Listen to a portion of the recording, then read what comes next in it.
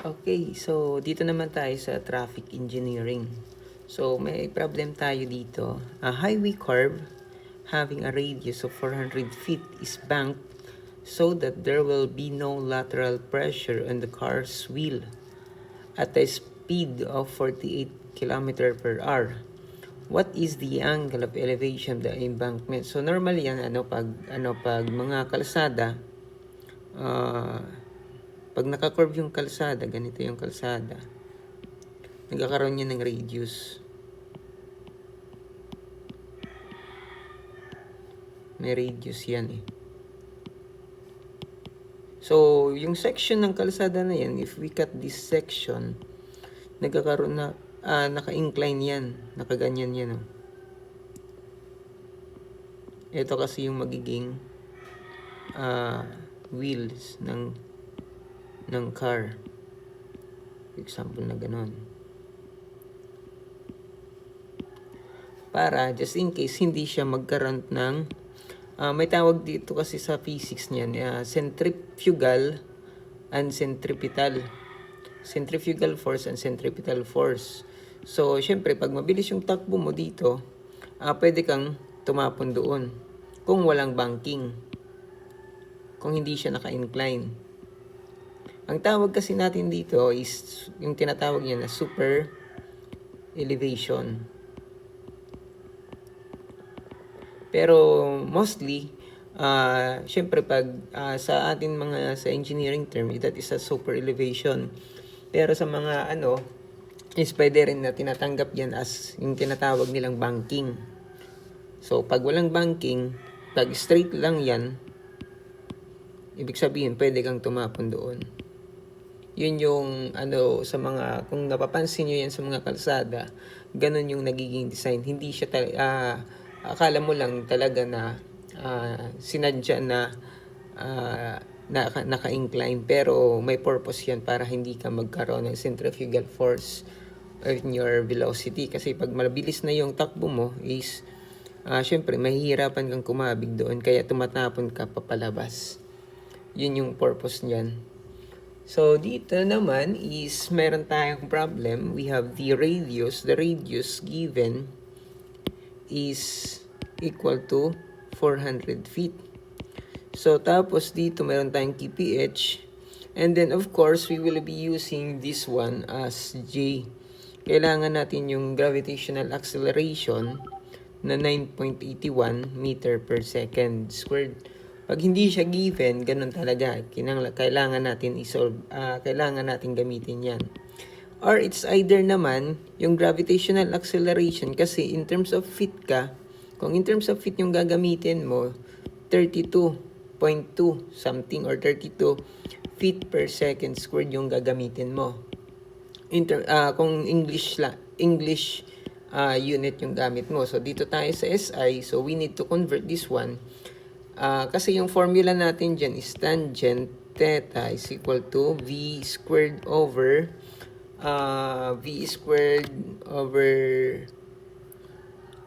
tapos radius times the gravitational acceleration.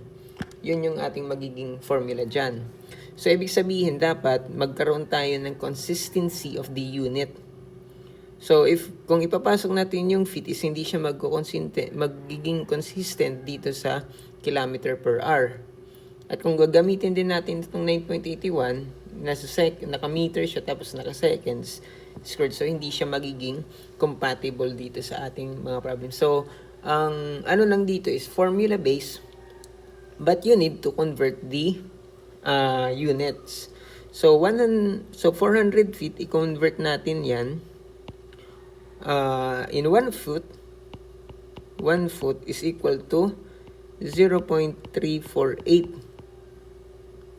meters. Okay? So once na minultiply natin yan, or pwede ka naman gumamit ng diretso mong conversion sa calculator. So yung magiging radius natin dyan is 121.92 meters. Maka-cancel out na kasi yung feet. 'Di ba? So, yun yung magiging radius natin. How about for the, for the speed?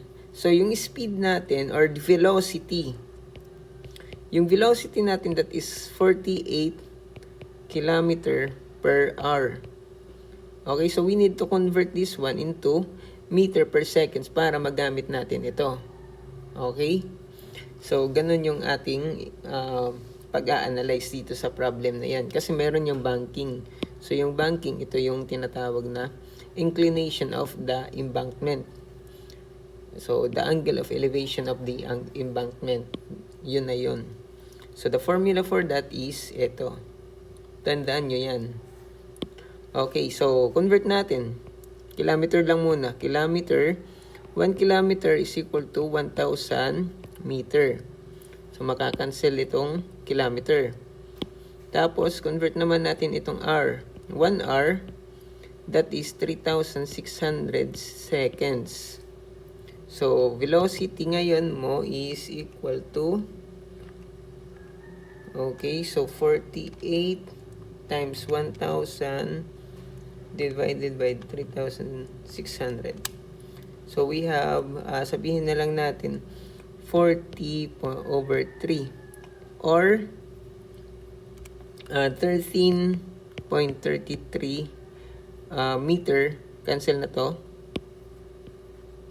Ang matitira na lang is meter per second. So, meter per second yung unit na natin. Okay, so substitute natin the value.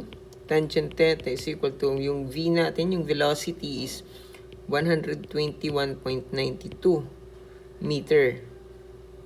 Okay, meter squared. And then our velocity pala, sorry. Velocity. So, we have 40 over 3 meter per second. Ano natin yung meter per second squared. Okay?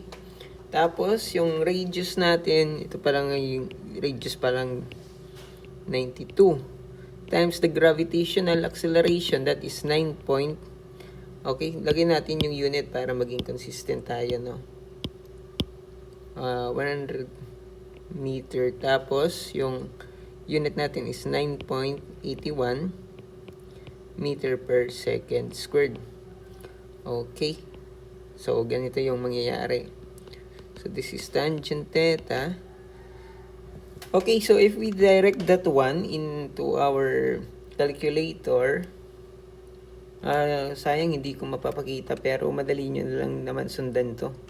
Type nyo lang yan sa calculator nyo. Tapos, yun na yun.